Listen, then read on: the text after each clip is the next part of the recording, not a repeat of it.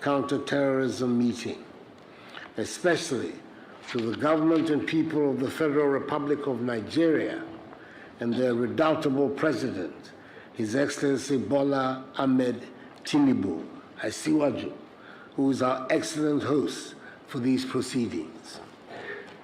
As we convene under the theme, Strengthening Regional Cooperation and Institution Building to address the evolving threat of terrorism in Africa, we recognize the urgent need for concerted efforts to combat this great menace that continues to threaten the peace, security, and development of our continent. Terrorism remains one of the most significant challenges facing Africa today. Its devastating consequences are felt across the continent, destabilizing communities, undermining government structures, and obstructing socio-economic progress. The evolving nature of terrorism demands a dynamic and coordinated response that transcends national borders and individual efforts. Today, we find ourselves confronted with a complex and multifaceted terrorist landscape, characterized by the emergence of new extremist groups, the expansion of existing ones, and the proliferation of transnational networks. These groups are exploiting grievances and vulnerabilities and are manipulating ideologies to spread fear, division, and chaos. They pose a great threat not only to the security of our nations, but also to the values of democracy, human rights, and social cohesion that we hold dear.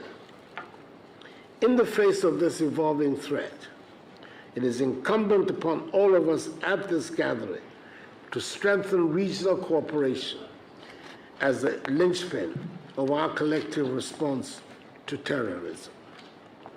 Regional cooperation offers a strategic advantage in leveraging our combined resources, intelligence capabilities, and operational capacities to prevent terrorist attacks, disrupt their financing networks, and dismantle their logistical support systems. By fostering information sharing, joint exercises, and coordinated operations, we can enhance our ability to detect, deter, and defeat terrorist threats effectively. Moreover, regional cooperation enables us to examine in depth the socioeconomic disparities, political grievances, and governance deficits that provide the fertile breeding grounds which facilitate the recruitment of terrorists. By promoting inclusive development, good governance, and the rule of law, we can undermine the appeal of extremist ideologies and create pathways to peace, prosperity, and stability for all our citizens. Indeed, a case in point of the countries cooperating to tackle the menace of terrorism can be found in the Accra Initiative, comprising originally 7 nations from West Africa, notably the republics of Benin, Burkina Faso, Cote d'Ivoire, Ghana, Mali, Niger, and Togo, with the Federal Republic of Nigeria set to become a full member of the initiative. The main objectives of the Accra Initiative are to strengthen operational collaboration between member states in order to prevent terrorists and extremists from taking refuge in a member state, dismantle terrorist networks and prevent the expansion of cells, prevent and combat radicalization and violent extremism, and fight against transnational organized crime. It is essentially a self-help organization of member states who feel directly threatened by the downward drift of terrorist activities from the Sahel to the coastal states of West Africa. Unfortunately, the recent withdrawal of Mali, Burkina Faso, and Niger from ECOWAS to form the so-called Alliance of Sahelian States is bound to undermine the cohesion of the Accra Initiative and will require prompt reflection and review on the way forward for the initiative under the new circumstances. And Ghana is determined to contribute to that process. Ladies and gentlemen, institution building is equally essential to sustaining our counterterrorism efforts over the long term. Strong and resilient institutions are the bedrock of effective governance and law enforcement, including judicial systems that uphold the rule of law, protect human rights, and ensure accountability. Therefore, we must invest in building the capacity of our institutions to detect, prevent, and respond to terrorist threats, whilst respecting due process, transparency, and accountability. To this end, we must strengthen legislative frameworks, regulatory mechanisms, and international cooperation mechanisms to combat terrorism financing, weapons proliferation, and cyber threats. By enhancing our legal frameworks and law enforcement capabilities, we can close loopholes, disrupt illicit activities, and hold perpetrators accountable for their actions. Additionally, we must harness the power of technology and innovation to enhance our counterterrorism capabilities, including surveillance, data analysis, and border security measures. As we strengthen regional cooperation and institutional building, it is essential to emphasize the importance of a comprehensive and balanced approach to counterterrorism that addresses both the symptoms and enabling factors of violent extremism and terrorism. This approach encompasses preventive measures such as community engagement, youth empowerment and education, as well as responsive measures, including law enforcement, border security, and counter-radicalization efforts. By adopting a holistic approach that combines hard and soft power, we can combat terrorism effectively while safeguarding the rights and dignity of all our citizens. In conclusion, I would wish to urge all of us to reaffirm our commitment to strengthening regional cooperation and institution building to address the evolving threat of terrorism in Africa. Let us stand together in solidarity, and solidarity to confront this scourge and build a more secure, stable, and prosperous future for our continent and its citizens. Together, we can overcome the challenges posed by terrorism and advance the shared values of peace, democracy, and development that define our common humanity and future. I thank you for your attention.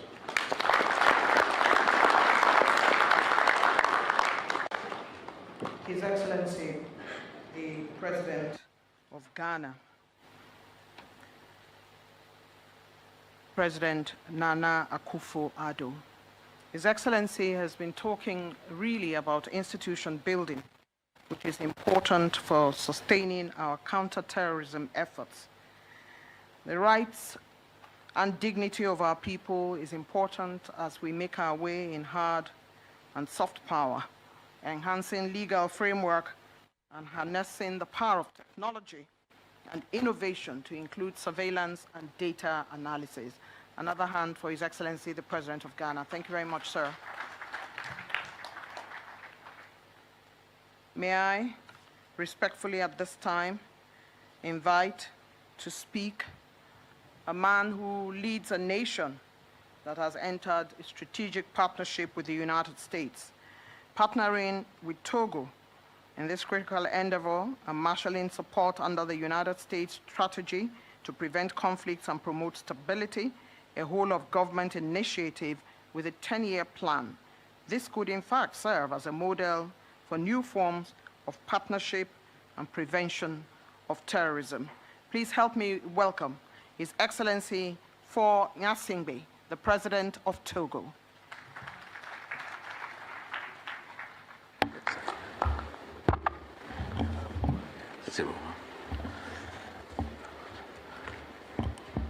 Mr. President of the Federal Republic of Nigeria, with your permission, I'd like to deliver my speech in French.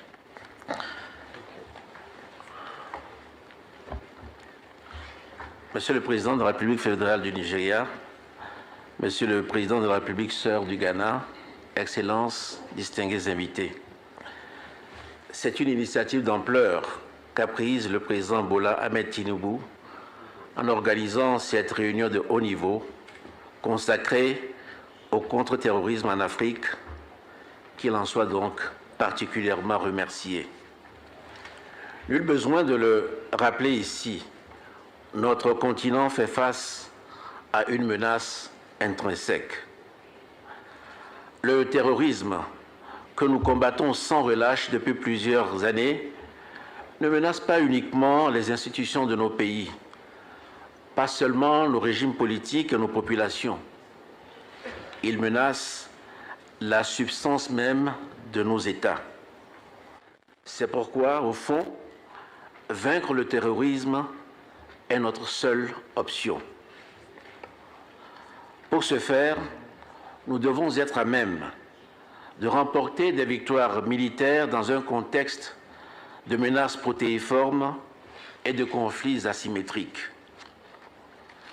Je veux m'arrêter un instant sur les problèmes financiers que crée une situation de tension permanente. Ils sont bien connus de tous. And we're all very familiar with this, except, it would seem, the international financial institutions who consider to look at debt ratios and don't seem capable of understanding this specific situation we find ourselves in. I'd like to insist upon this because our role when it comes to combating terrorism goes beyond what's happening on a local level. We, first and foremost, are fighting for ourselves, but we're also undertaking this struggle for the international community with a view to striking a balance, and that balance is threatened constantly by terrorism. We're not asking for special recognition for that, but please don't lock us away behind financial constraints which make our work untenable and impossible. Beyond the whole issue of financing counter-terrorism, I would like to insist on the need for cooperation as well. Of course, each of our states faces a specific kind of terrorist threat. But beyond that threat, which is specific to the country, we also have shared common interests. The region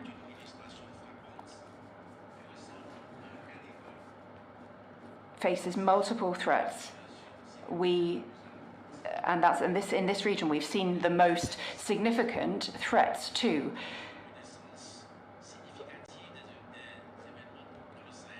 You just have to look at the violent events that have taken place recently in the Sahel region. Between 2021 and 2023, around 3,000 attacks meted out by Islamic groups, and this has caused the death of around 10,000 people in the region. The Sahel has the unenviable reputation for being the area where the most civilian attacks have taken place in the last 4 years. Now, for coastal states such as mine, we face rapidly escalating kinds of threats and attacks. You all know, as well as I do, the extent of the tragedies we've faced recently. But I'm convinced that if we are going to overcome terrorism in the sub-region, particularly in the Tagoma region, then this needs to involve interstate and effective cooperation. And now I come to the second comment I'd like to make. And I say this with prudence and regret.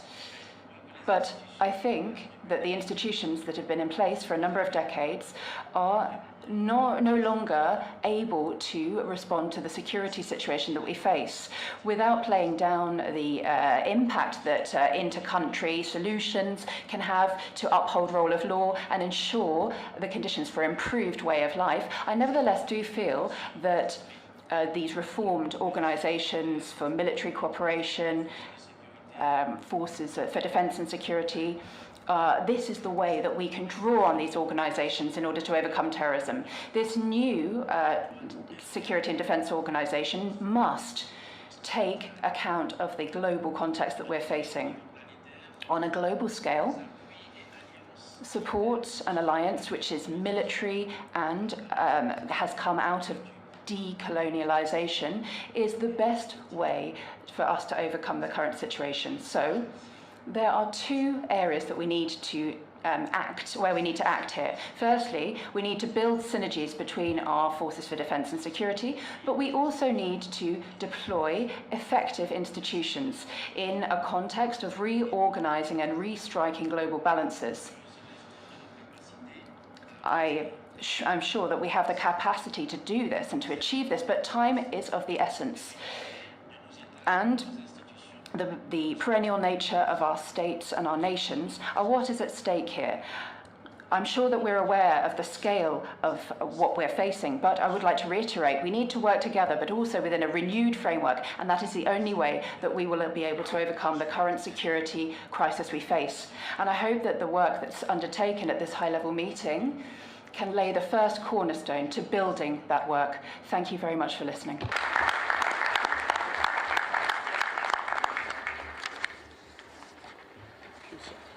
Excellencies, very distinguished ladies and Excellences, Mesdames et Messieurs, Son Excellence le Président du Togo, Monsieur Faure Egnosingbe, insiste sur le fait que le terrorisme est une menace contre de nombreux États et contre le continent. Il insiste sur l'importance de l'engagement financier pour pouvoir lutter contre le terrorisme. Il indique que l'an dernier, le nombre d'événements terroristes n'a cessé d'augmenter dans la zone du Sahel et c'est une source de préoccupation.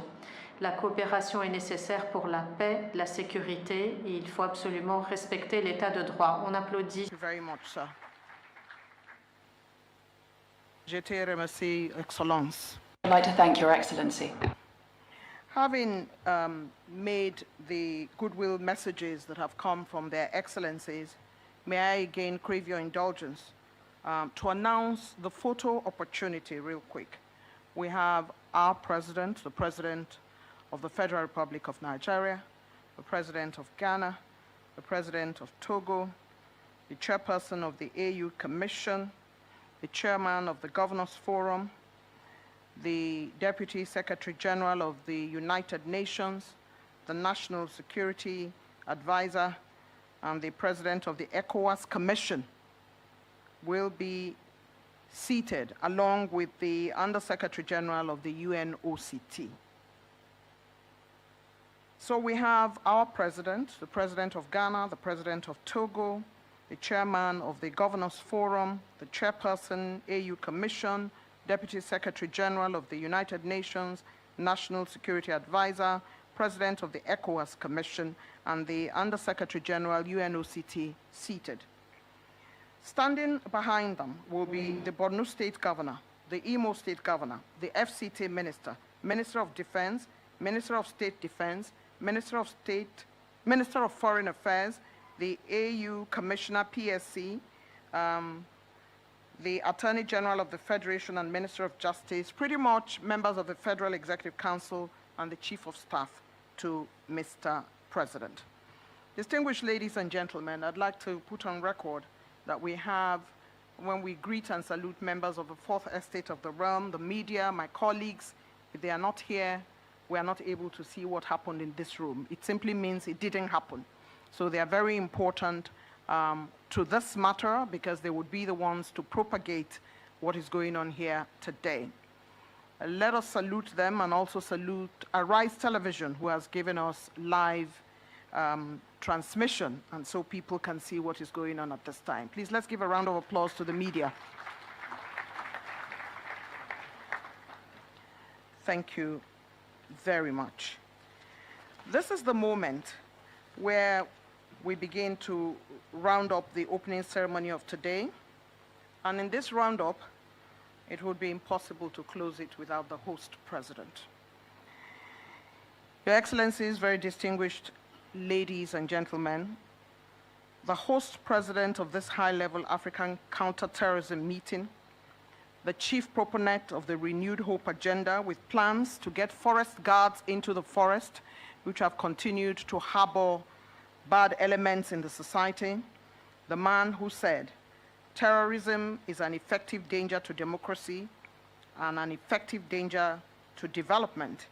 Excellencies, distinguished delegates, ladies and gentlemen, it is my singular honor and privilege to invite the President of the Federal Republic of Nigeria, His Excellency President Bola Ahmed Tinubu, to deliver his address.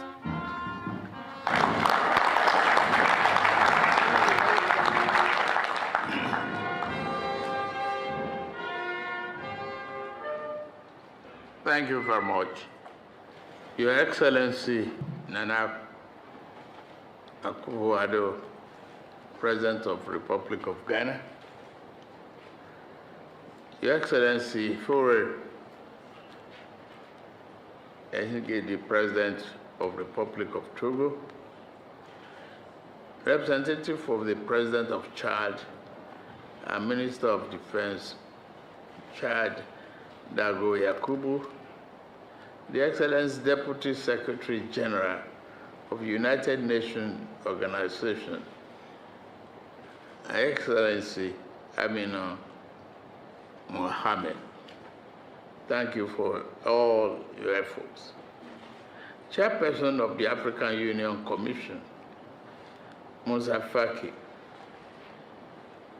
President of the ECOWAS Commission, Omar Toure, Under Secretary General of the United Nations, Office of the Counter-Terrorism, Balmin Volcano, Chair of the Nigerian Governors Forum, here present, Minister of and Government Representative here present, the host security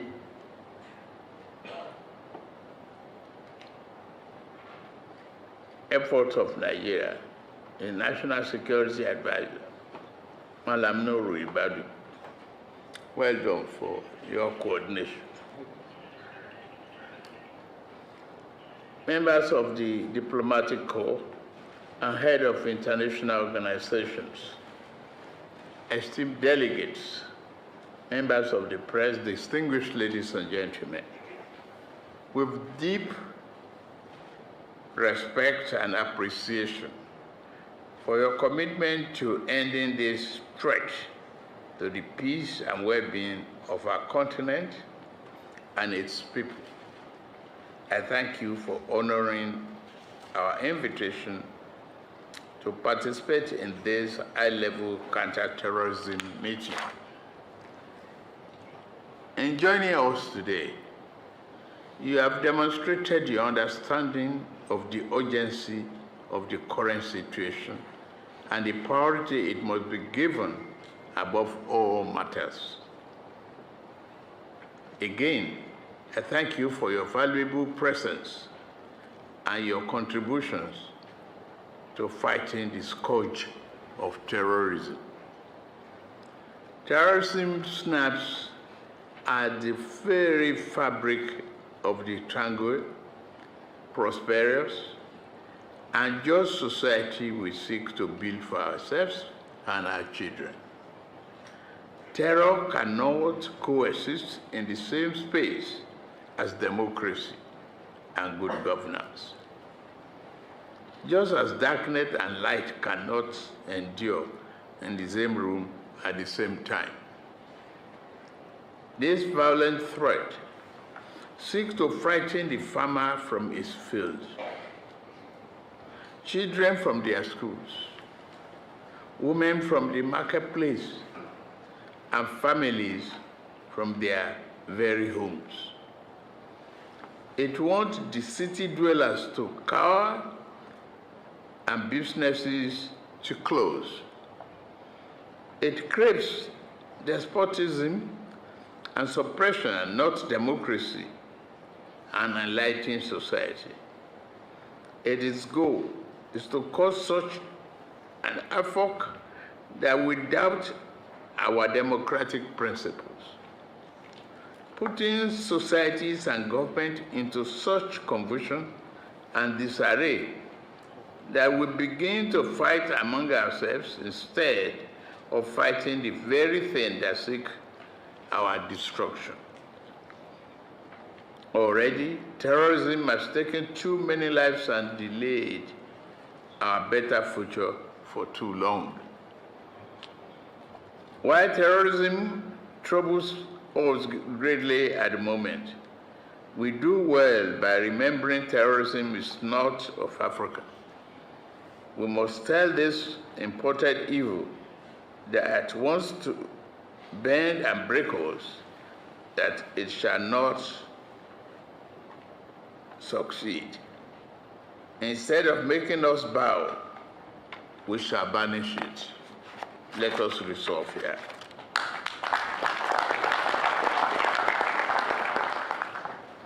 And how do we banish it? Terrorism's arm is felt far and wide for very reason that there's no respect for national boundaries, ethnic, bloodless, or religious creed. We must therefore fight this threat together, combining determined national effort with well-tailored regional and international collaboration. The fight against terrorism requires a comprehensive approach. We must address the root cause of extremism, such as poverty, marginalization, and social injustice. However, this important fact should not become empty rhetoric, devoid of meaning or action. While we seek to address the root cause of terrorism, we must also attack the root that feeds this evil branch. Evolving from the tactics of yesterday, terrorism is becoming a greater threat as it perfects ways to continuously finance itself, recoup, resupply itself for its sinister mission. Not only does it kidnap people, it kidnaps precious resources, billions of dollars that legitimate government should be using to sculpt better society by providing education, healthcare, and food for its people, now go to pay for weapons and mayhem. Look at illegal mining that plagues so many of our nations today. Those who think illegal mining has no connection with the financing of terrorism are surely mistaken. The international community has both the moral and legal obligation to help in this cause because it is outside money, not African money, that fuels the illegal operations. We shall be knocking on this door of the international community to answer the call for justice, peace, and fair play. Key to our collective efforts against terrorism is the need for a fully operational regional counter-terrorism center. This center will serve as a hub for intelligence sharing, operational coordination, and capacity building throughout our region. Additionally, we must strengthen existing counter-terrorism structures, such as the Regional Intelligence Fusion Unit, RIFU, Abuja, the African Center for Study and Research on Terrorism and in Algiers, and the Committee of Intelligence and Security Services of Africa in Addis Ababa. All of these bodies must work hard together to continue constantly to change a problem. A regional standby force that includes tackling terrorism as part of its mandate must not be abandoned. I am mindful of the funding, legal and logistical complexities that face the proper establishment of such a force. However, with a prudent and clearly defined mandate that accords with the international law and respects national sovereignty, such a force must serve as a rapid deployment mechanism capable of swiftly responding to major threats and bolstering the security of our region. Such a force can stand as a strong deterrent to large-scale and protracted terrorist operations and the capture, occupation, and disruption of strategic land resources. We must continue to make careful yet meaningful progress towards this goal. Establishing an all-inclusive African Union Ministerial Committee on Counter-Terrorism is also a high priority as envisaged in the declaration of the 16th Extraordinary Summit of the African Union, Assembly of 2 years ago. That's May 2022. This will ensure that a forum of high-level government officials meet regularly to assess our counter-terrorism effort and provide guidance on how to improve. For its part, Nigeria remains firmly committed to fighting terrorism and violent extremism. They are our most urgent national security threat. Our counter-terrorism capabilities have been enhanced through enactment of Terrorism Prevention and Prohibition Act, establishing the National Counter-Terrorism Center, NCTC. We have and will continue to take bold steps in safeguarding our nation and the wider region. Dedicated to coordinating and implementing counterterrorism strategies, the NCTC significantly enhances our capacity to detect, prevent, and respond to terrorist threats. The center has become a platform fostering greater collaboration amongst stakeholders and promoting synergy in our approach to fighting terrorism. Similarly, our security forces continue to demonstrate great courage, dedication, and bravery in fighting against terrorism. I salute them. Often at great personal risk, I am grateful to the selfless work and sacrifice of these patriotic men and women. They are the best of the best.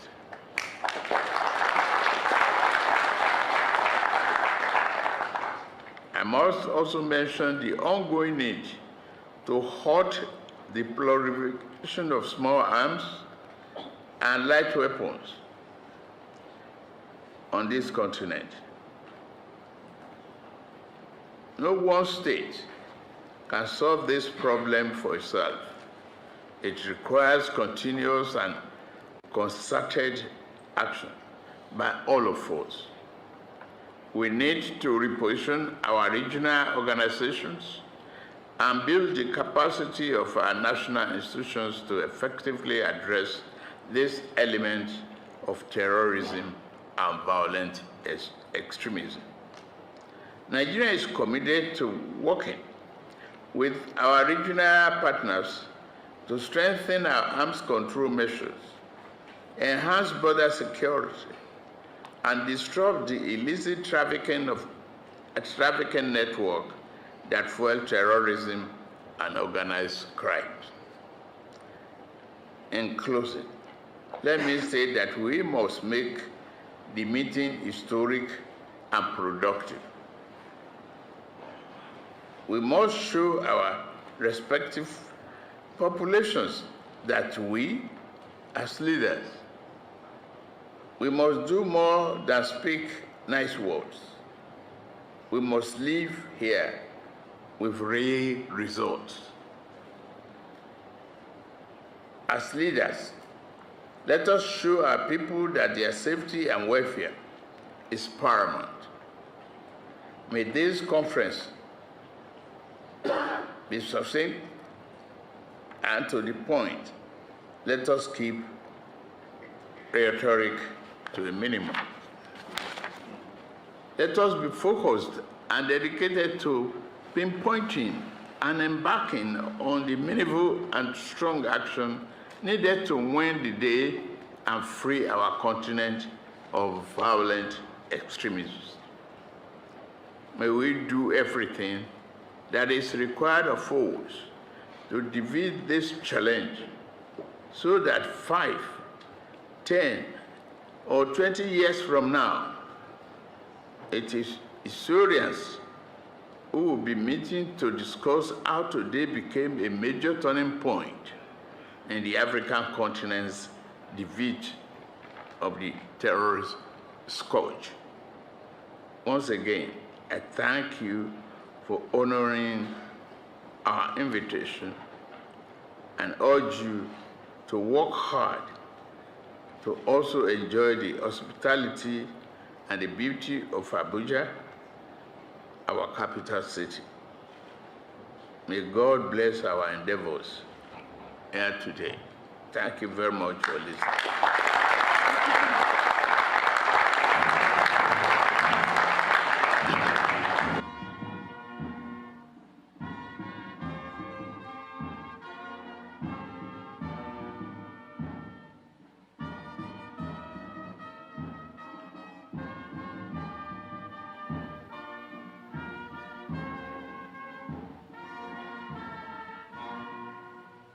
His Excellency, the host president, has spoken.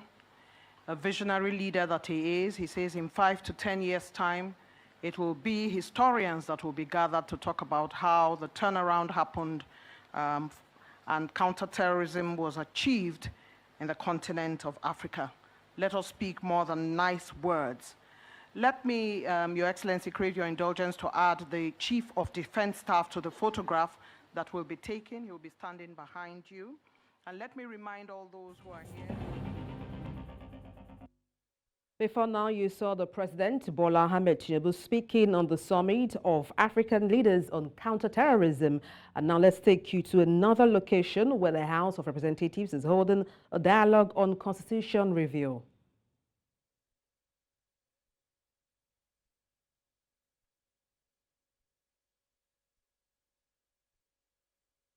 Several countries with functional decentralized policing systems include Brazil, the United States of America, Argentina, Canada, Spain, Germany, India, among others.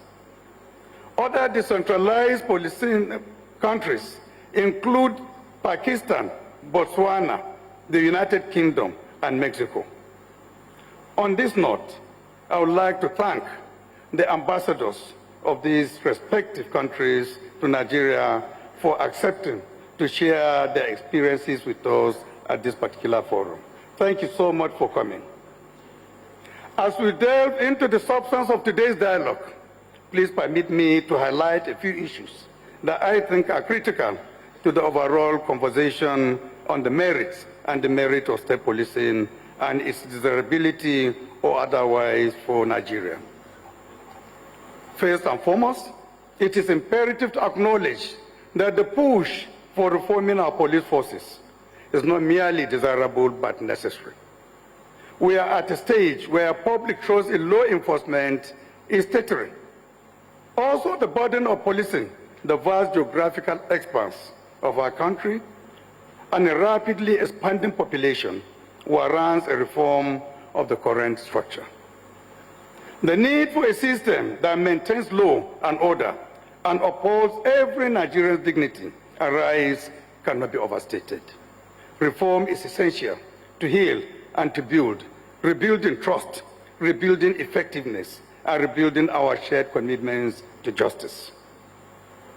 Secondly, whereas most Nigerians agree on the need to reform policing, that is usually where the consensus ends. There is no any agreement on how best to proceed with the reform or the best policing model for Nigeria. In considering the path forward, we must recognize that no one-size-fits-all solution exists. The vast diversity of Nigeria, with over 300 ethnic groups and a range of geographic, economic, and social conditions, requires a policy model that is adaptable and sensitive to local contexts. As we explore the models of state policing that have been successful in other nations, we must be judicious in adopting these frameworks to fit our unique Nigerian situation. Furthermore, Your Excellency, it is important to remind ourselves that decentralized policing is not alien to Nigeria. Historically, during both the colonial and immediate post-colonial periods, Nigeria operated under a system where local police forces played significant roles in maintaining public order, specific to their regions. Policing in colonial times was purely decentralized, as evident by the Lagos Police Force, Hausa Constabulary, and Niger Coast Constabulary.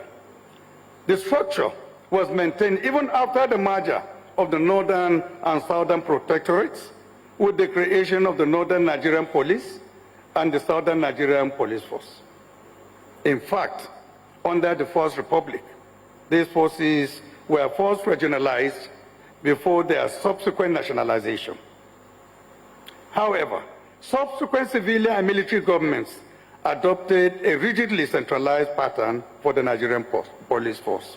As such, you should take cognizance of the fact that decentralized policing is not an entirely new proposition. The historical precedents support the notion that a decentralized approach can be beneficial and effective if properly managed. However, we must proceed with caution. There is a palpable fear among citizens, a fear of potential tyranny and the misuse of police powers if control is devolved to the state level. These concerns are not unfounded and must be addressed promptly without bias or sentiments. This emphasizes the need for robust frameworks that ensure accountability, transparency, and equitable service delivery across all states. Equally important are setting stringent national standards, establishing oversight bodies, and involving communities in the policing process. Your Excellency, distinguished stakeholders, ladies and gentlemen, I consider the above insights and background germane to guide us in this crucial dialogue on the nation's security challenge and police reform. As earlier noted, the House of Representatives, and by extension, the National Assembly, will facilitate consensus building towards strengthening security and policing structures to protect lives and properties better. Whatever model Nigeria adopts, our focus must always be on developing a police system that is efficient, responsible, responsive, and subject to global best practices in its management and operation. In conclusion, I task you to debate freely on the pros and the cons of state policing. As we engage, issues to consider may include, but not limited to, the following: the desirability or otherwise of state policing, the time frame for a transition if deemed desirable, suitable model or models for Nigeria that account for context and diversity, appropriate legal and institutional frameworks, essential safeguards against abuse, continuous review and oversight mechanisms, financial arrangements between the different levels of governments, modality for recruitment, management operation, and relationship between state police and the federal police, among others. Once again, Your Excellency, distinguished ladies and gentlemen, thank you for answering our call and being part of this important conversation. I wish to especially recognize our partners, specifically the Policy and Legal Advocacy Center, PLAC, the United Nations Development Program, UNDP, and the Foreign and Commonwealth Development Office, FCDO, for providing support for this dialogue. Also, our deepest appreciations to the government of Germany for supporting the program and sponsoring a security expert to come all the way from Germany to participate in this very important discussion. Given the array of expertise, knowledge, and experience gathered here today, I sincerely hope that this dialogue would deliver outcomes that will further enrich and enhance our legislative work and interventions necessary for the peace, security, and development of our dear country. We look forward to a robust national exchange of ideas and your recommendations for necessary legislative action. The outcome of today's discussion will contribute in creating the best option available for Nigeria. Thank you for your attention. May God bless the Federal Republic of Nigeria. Thank you so much.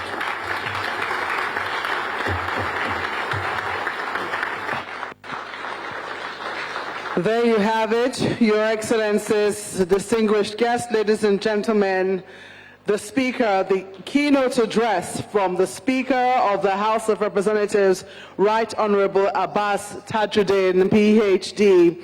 Well, he's listed and enumerated the challenges, the misconceptions, and the fears. But one thing he's also reiterated and he said is non-negotiable is that reforming our police force is not just desirable, but very expedient. He's also laid out a few terms of reference he would like our key discussants here today to put in mind or to bear in mind when it is finally having the conversation in the panels, which we'll be having shortly. Once again, ladies and gentlemen, another round of applause for the Speaker of the House of Representatives.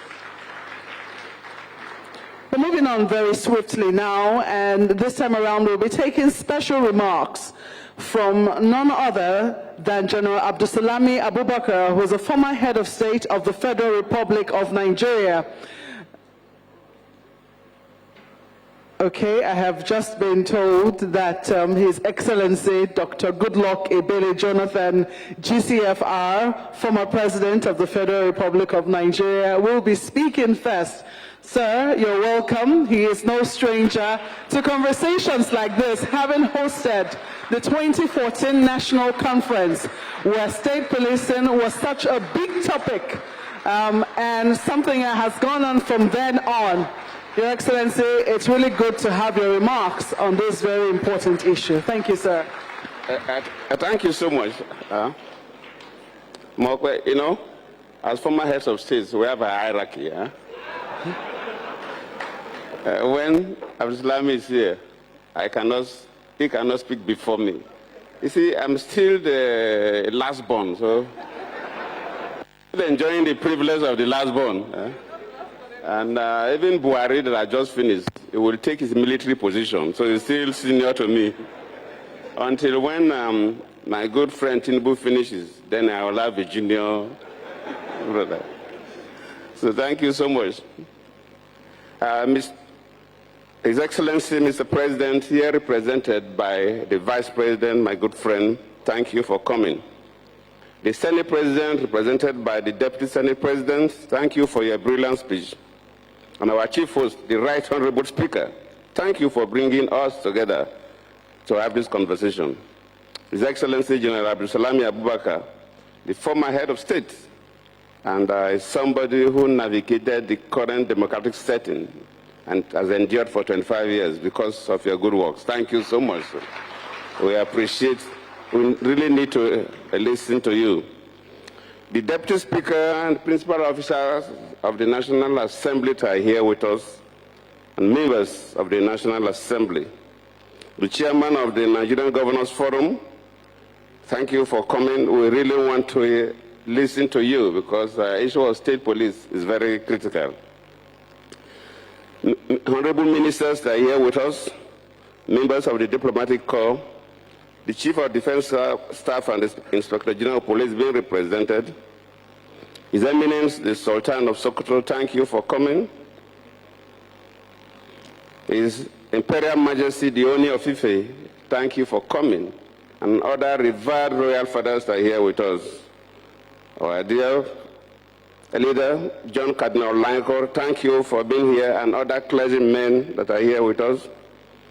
There are so many retired and former senior government functionaries that are here. I wouldn't bother you to enumerate their names. But in the waiting room, I saw General Dambaza, who was my Chief of Army Staff, then later became Minister of Defense, who will listen to you. And Solomon Arase, Dr. Solomon Arase, who was my Inspector General of Police. And I think now the Chairman of the Police Service Commission, you're still there. And other very senior military people, government functionaries that are here to talk. I will be extremely brief in my intervention. First and foremost, let me thank the Honorable Speaker, members of the committee, and indeed the House of Rep for inviting me to participate in this national dialogue on state policing. In fact, I got information only yesterday when I had a conversation with the Speaker. It would have been difficult for me to come, but since I left office, I've been having a number of programs, and the National Assembly have always been there to support me. And this is the first time the National Assembly invited me, so I said I will do everything, cancel all my other programs to come and honor you. In fact, the issue today, national dialogue on state policing, is very critical.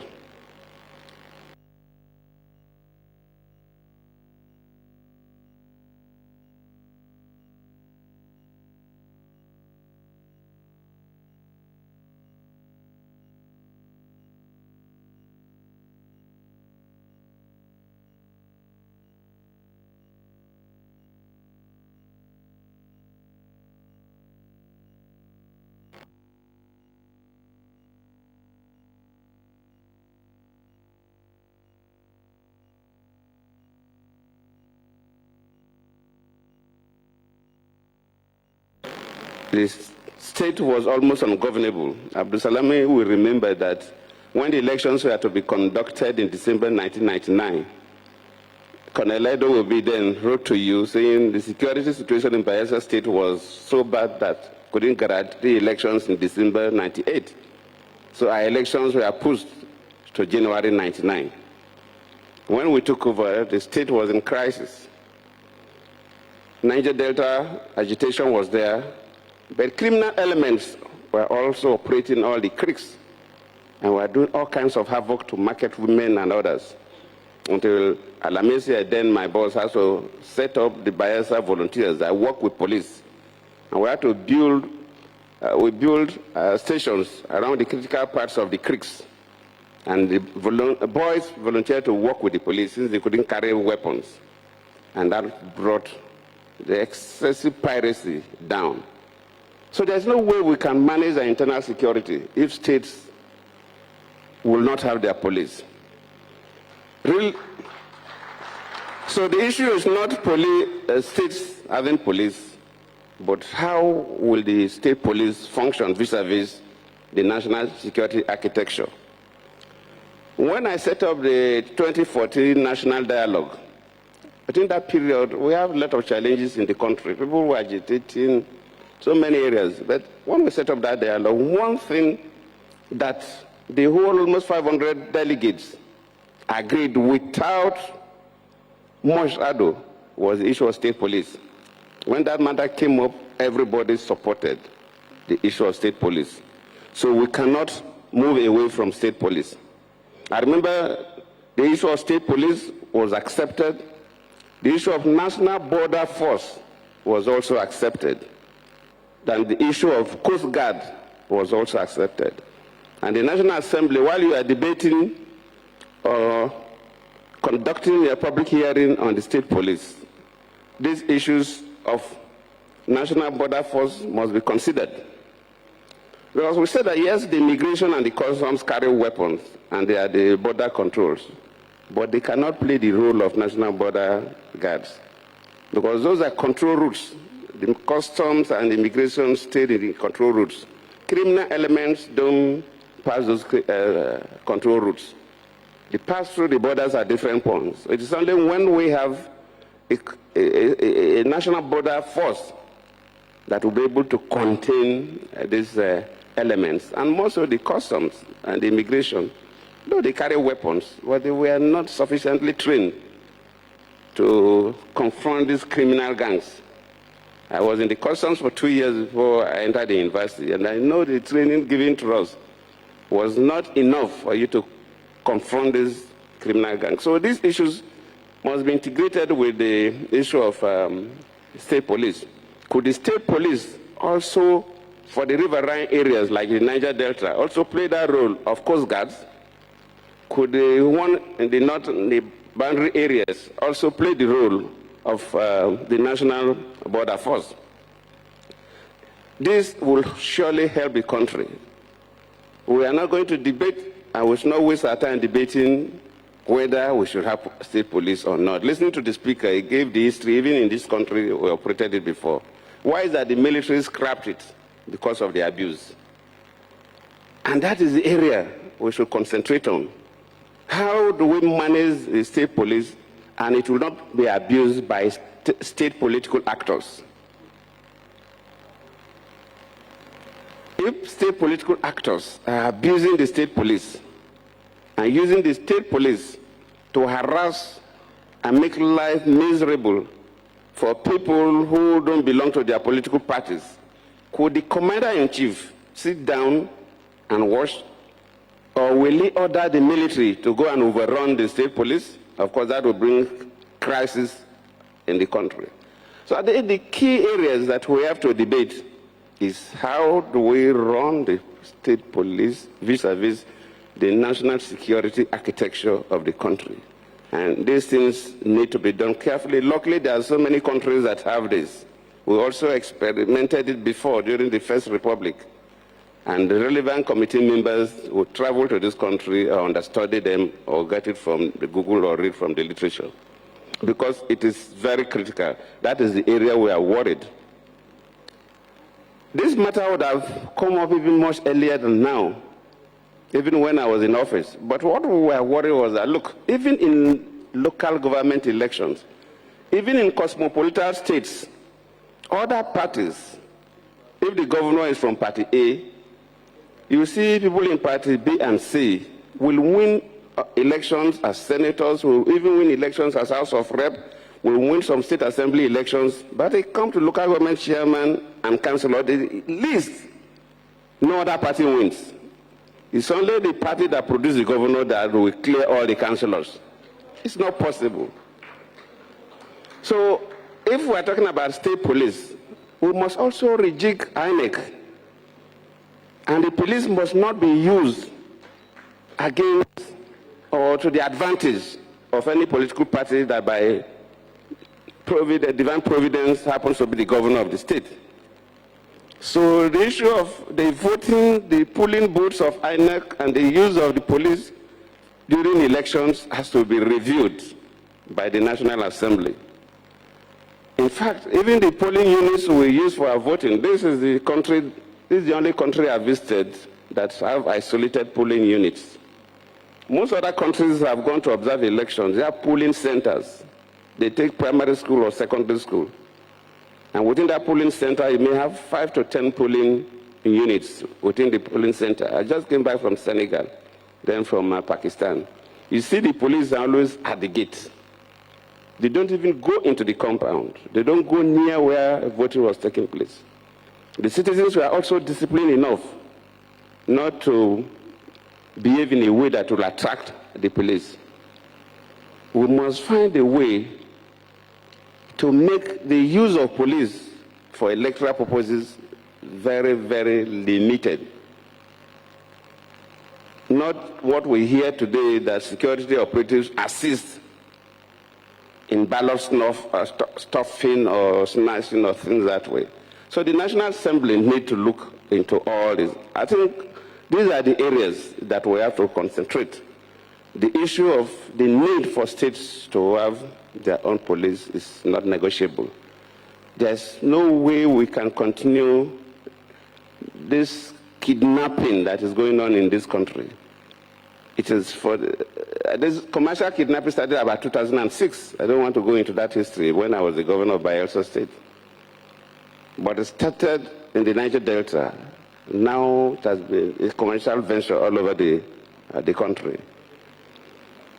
And we've not been able to control it. The only thing that can help us, if we cannot stop it completely, but at least to reduce it to the barest minimum, is for states to have their police.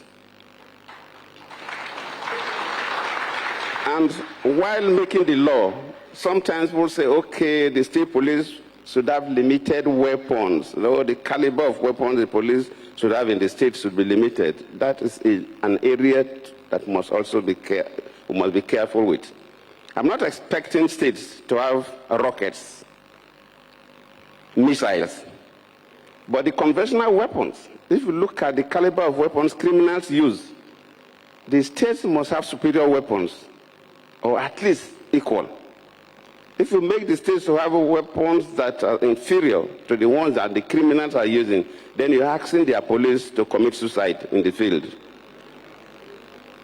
You cannot give your police a weapon that will kill at maybe 50 meters range. Then the criminal has a weapon that will kill 100-meter range. Then you are not doing anything.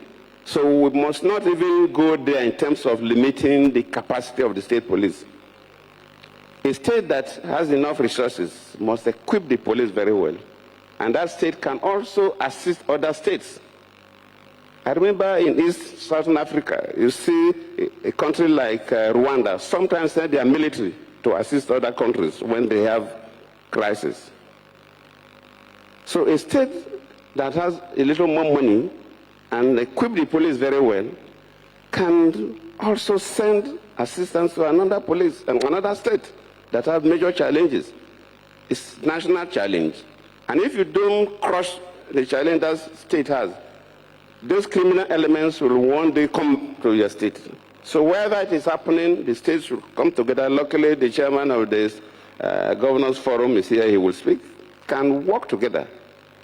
That is the best way we can protect this nation and Nigerians, and everybody has anything to do in Nigeria will live at peace. I thank you all.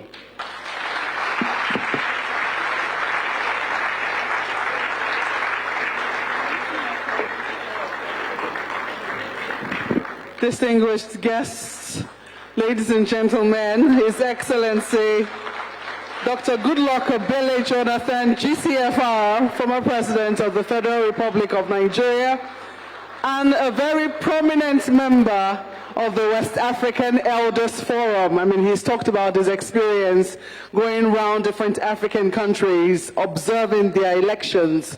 I had the privilege of meeting him in Liberia. And, well, Your Excellency, your correction is taken, sir. After all, whatever the Council of State has arranged, who am I to disarrange? He has said that the question is not whether or not we will have state police, that has been settled. And that much came out in the 2014 National Conference, which his government hosted, and which, you know, we've seen through experience by the different paramilitary services that are currently existing, or should I say para-police services that are currently existing in many states, that is what we most likely will be going towards. The question he has highlighted is how that is going to be in existence. So without much ado, I mean, it's certainly a lot more for the discussants to continue to add to their list of things to discuss. But I know that this conversation is not over. We're going to be taking right away the special remarks of General Abdulsalami Abubakar, former head of state of the Federal Republic of Nigeria. Ladies and gentlemen, another round of applause as he comes up stage. Okay, I'm going to be bringing the mic to him.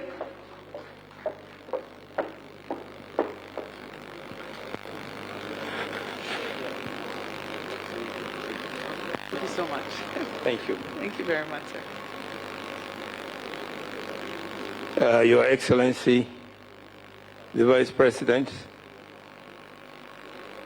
Kashim Shatima, GCON, here representing His Excellency President Bola Ahmed Tinubu, the Right Honorable Speaker, our host and convener, distinguished senators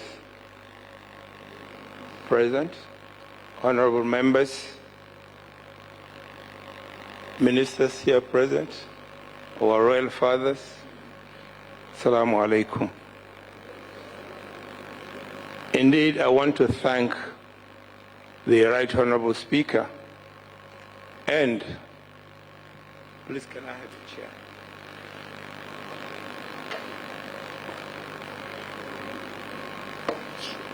Thank you. Permission to sit down.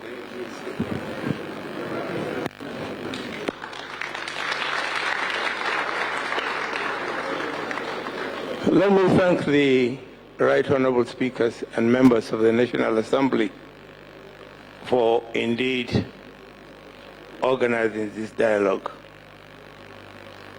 As we know, and as the speakers earlier spoken, Nigeria has been having a rough ride for the last 10 years or so, and the insecurity involved. I want to thank President Jonathan for what he has said. Why I have not brought up any paper? Because he has taken the wind out of my sail. I want to thank you for that elaborate speech you made. All I will add is that in order to make peace and security in any nation, the governance must be transparent, honesty, accountability, and all that it takes to make citizens comfortable in order to go on their daily business to earn their legitimate earnings. Again, having said that, the citizens of any country have got citizens' responsibility. And that responsibility is to ensure the maintenance of peace and order. And this can be done by obeying the Constitution, laws and orders, regulation set up by the government. Not only that, citizens should not vandalize any property or establishment provided by the various governments. It is our responsibility to be each other's keeper and ensure that there is equity in the maintenance of issues provided by the various governments. Indeed, our royal fathers have a lot of responsibility in ensuring the maintenance of peace and order. As a young child growing up in a rural community, we see the role of these royal fathers in the various arm of, in quote, their government, where if a stranger enters a village, within hours, the village head knows about that stranger, and through their means of communication, the emir is aware. I think as much as we are talking of establishing state police, we should also look into the role vis-a-vis of our royal fathers. President Jonathan has mentioned the relationship of what I would change to say the politicians vis-a-vis the local police if we decide to have them. It is absolutely necessary the politicians, as much as possible, should avoid exerting influence on the ways the police is going to operate, if at all we agree to have the police. Although President Jonathan has already concluded that is the operational standard that we are going to discuss. I think we must really give a thought to how to operationalize these police if we decide to have them. Again, let me thank the Right Honorable Speaker for the invitation extended to us. Let me thank, through the Vice President, President Tinubu, for what has been happening since he assumed office. It has not been easy, and although the economy is biting and a lot of insecurity has taken place, I really sympathize with your government for the inheritance you inherited. But the good Lord will continue to guide, protect Nigeria, and I'm absolutely sure in no distant future we'll overcome our difficulties. Thank you very much, Your Excellency. Thank you so much.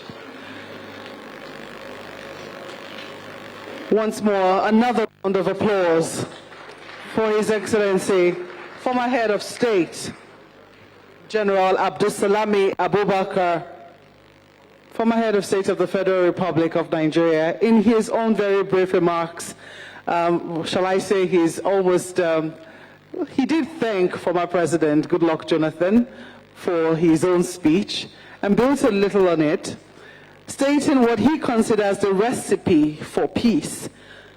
He says, order, accountability, and responsibility are extremely important. He also wants the National Assembly to ponder on a role for our royal fathers and our traditional rulers, which is something that I believe that our people are also taking on board, members of the People's House. They say they're here to facilitate this national dialogue, and I think I already like the tone that it is taken. If you do agree with me, may I see your hand up? I'm not seeing so many hands. If you agree with me that you like the tone that this conversation is already taking, can I see your hand up?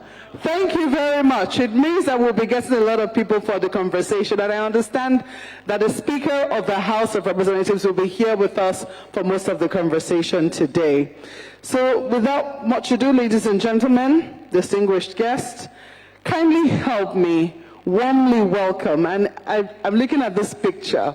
It's really making me smile, because I remember when the president, Dr. Goodluck Jonathan, was president of Nigeria, the gentleman sitting right beside him, our vice president today, was the governor of Borno State.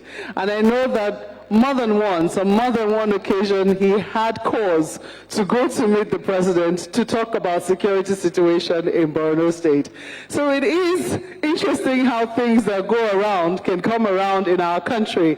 It'll be very interesting to listen to the remarks of the vice president today. So please, distinguished guests, ladies and gentlemen, if your hands are not too busy, kindly help me warmly welcome the President of the Federal Republic of Nigeria, ably represented by the Vice President of the Federal Republic of Nigeria, Senator Kashim Shettima, GCON.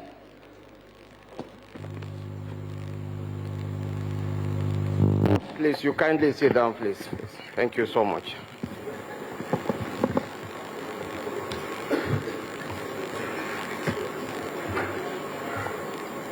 One is my very good friend Benjamin Nebolisa Okolo, the AIG representing my friend. You know? He holds BSc Political Science and LLB Law from UNIBEN and UNN and Uni Abuja. He was variously the AIG Zone 16 covering Rivers and Bayelsa. He was CP Bayelsa State. And of course, he was DCP Post Investigation Bureau, DCP Special Prod Unit, and of course, head of IGP Monitoring Unit, and trained at the Interpol College in France. So to commit a slip, actually it's not a mistake, but it's only a man of courage that can rise to the occasion and correct himself with dignity.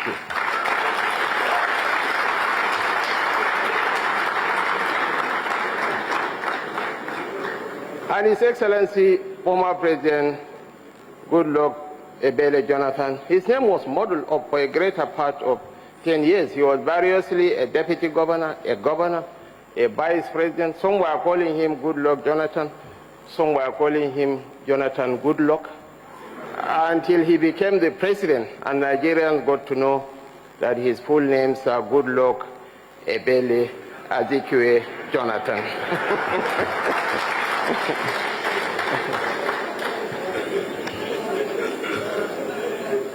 And for the Right Honorable Speaker to address me as his junior brother is right in order. He was born on 1st October 1963. He is 6 years old. I'm just 57 years old. So it's right for him to address me.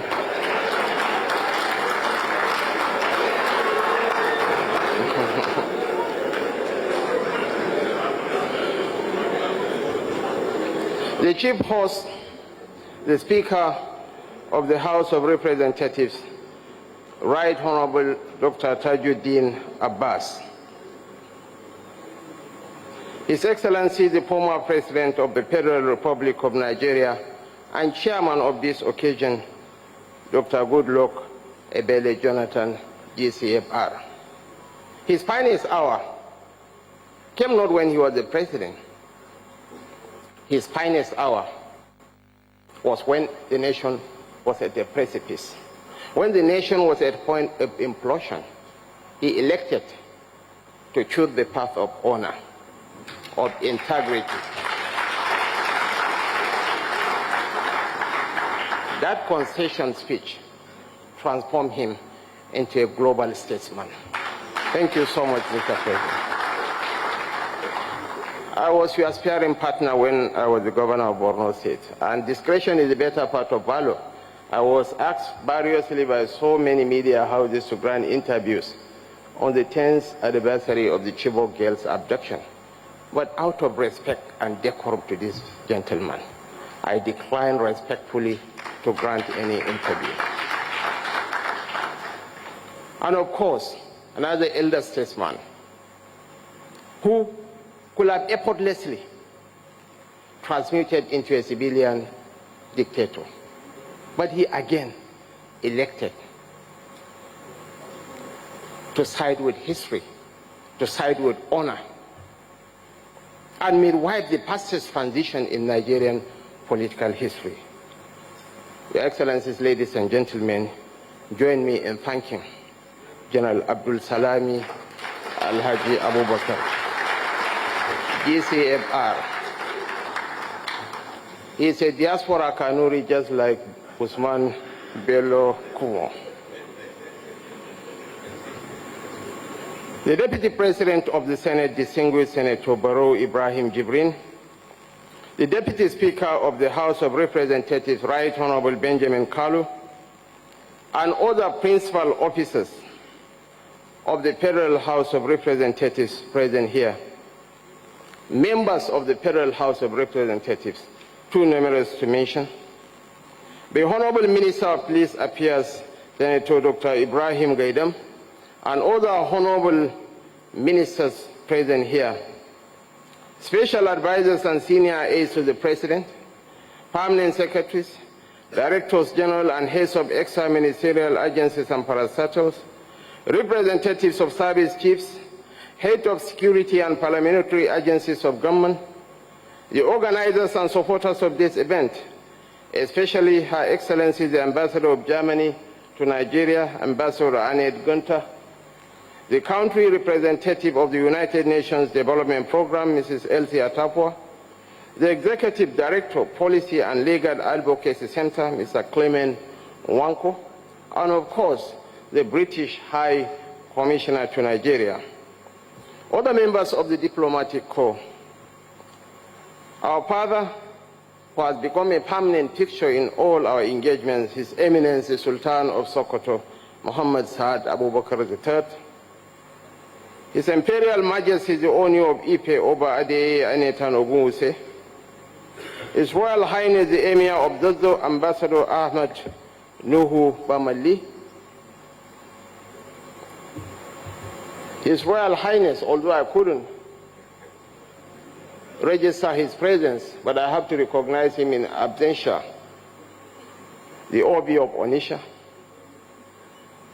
other royal fathers present here, and our religious leaders, most especially His Eminence, John Cardinal Olorunfemi Onaikan, Metropolitan Archbishop Emeritus of Abuja, elder statesmen and captains of industry, members of the academia present, members of the fourth estate of the Rim, honored guests, distinguished ladies and gentlemen. I will not add that I have observed all protocol like the Minister of Police Affairs said, because I have gone through all the protocol lists.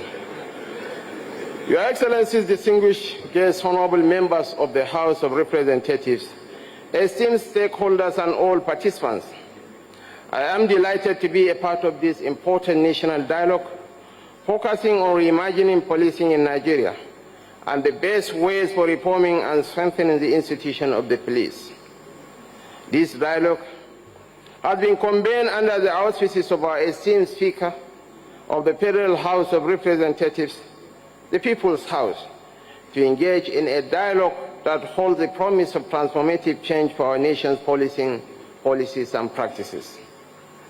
I would like to begin by extending my heartfelt gratitude to the Speaker and the members of the House of Representatives for organizing this national dialogue. Your leadership in bringing us together to address the crucial issue of state policing underscores your commitment to the security and well-being of our citizens. This initiative is not only timely, but also speaks to the commitment of the legislative arm to addressing critical national issues through inclusive discussion and collaborative governance. This government, under the leadership of President Bola Ahmed Tinubu, GCFR, is acutely aware of the complex security issues that our country faces. As such, we are continually developing and refining our strategies and methods to address these challenges effectively. Today's dialogue is critical to these efforts, providing a platform for robust discussion and innovative thinking regarding the decentralization and reform of our policing structure. The President deserves commendation for his openness and proactive stance towards the idea of reforming and decentralizing the police force. His Excellency, Mr. President, firmly believes that the path to effective security is through adaptive reforms catering to our diverse nation's unique needs and circumstances. This can only be achieved by carefully reviewing various models and options best suited to Nigeria's context. This thoughtful and inclusive approach will guide us towards a policing system that is both effective and respectful of the rights and dignity of all citizens. It gladdens my heart that the 10th House of Representatives, under the Speaker, Right Honorable Dr. Tajuddin Abbas, has keyed into this initiative of the President. The involvement of the legislature in executive reform proposals ensures continuity and synergy. Let us use this opportunity to engage and explore every option with the seriousness and diligence they demand. The President is committed to listening to your recommendations and insights, invaluable to shaping the policies that will lead us towards a more secure and just society. The concept of state policing is not merely a policy proposal, but a potential milestone in the evolution of our law enforcement framework. It offers the possibility of tailoring law enforcement more closely to the diverse needs of our communities. As we discuss and debate its merits and challenges, let us remember our collective values and diversity. As Vice President, I am deeply invested in the outcomes of today's discussions. The insights we gain will inform our administration's approach to supporting legislation that not only enhances the capacity of our police force, but also strengthens the bonds of trust between law enforcement and the public. In our deliberations, let us consider the implications of state policing from multiple perspectives. We must evaluate its potential to improve response times to emergencies, adapt to specific local challenges, and increase accountability.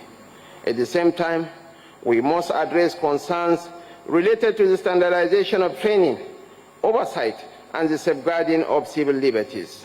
Our dialogue today should also be seen as an opportunity to listen, understand, and propose solutions that bridge gaps.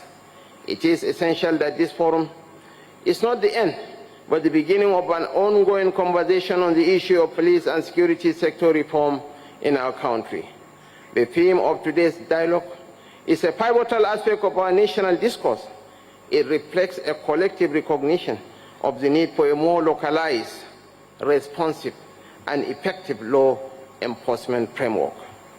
The broad-based nature of the stakeholders gathered here today, from government officials, security experts, religious and traditional leaders, to civil society representatives, underscores the comprehensive approach to ensure that diverse perspectives are heard and integrated into the policy-making process.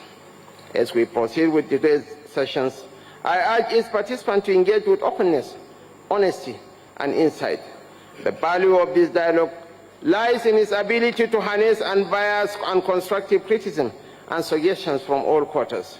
Your contributions today are not merely academic or theoretical discussions.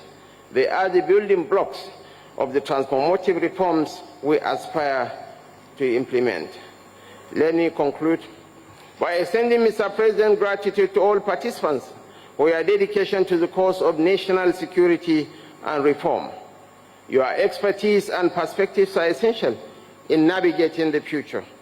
I also wish to reiterate the President's readiness to support and implement meaningful reforms that will emerge from this dialogue. The commitment of the administration of President Bola Ahmed Tinubu to reform the police force and enhance security at both the national and state levels is unwavering. We view the outcomes of today's deliberations as crucial inputs that will guide government's actions towards reforming the institutions of the police and achieving a safer and more secure Nigerian. Thank you for your attention, and may our discussions today be fruitful and lead to enduring positive impacts on our nation's policing and security architecture. With these remarks, on behalf of President Bola Ahmed Tinubu, I am honored and delighted to formally declare this dialogue open. Thank you, and God bless the Federal Republic of Nigeria. Thank you very much, Your Excellency, Senator Kashim Shettima, GCON Vice President of the Federal Republic of Nigeria. May I request you, Your Excellency, to please come forward here for pictures. We're going to be taking pictures for this event.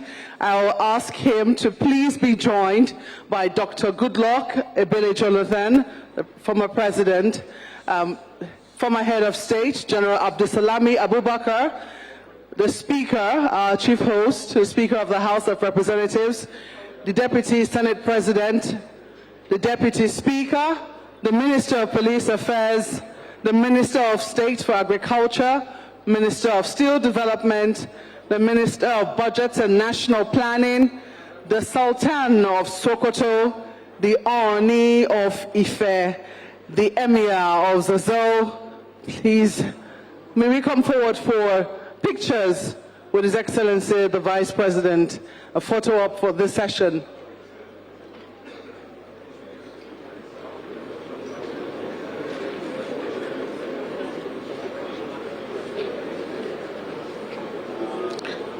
Now, while that is going on, after this, I'm going to ask people to please make sure that the national to make sure they can come. To make sure that the national anthem is on standby. After the national anthem, there will be tea break right outside in the lobby of this conference hall.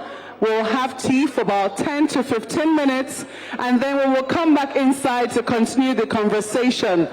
We'll appeal to our lead discussants and our traditional rulers to please bear with us. Their own speeches are inside the conversation that is ongoing. So please, can I have somebody help us with the arrangement? Are we properly arranged? Okay. His Eminence Cardinal Onaiyekan, please kindly join us in the picture, please. Thank you.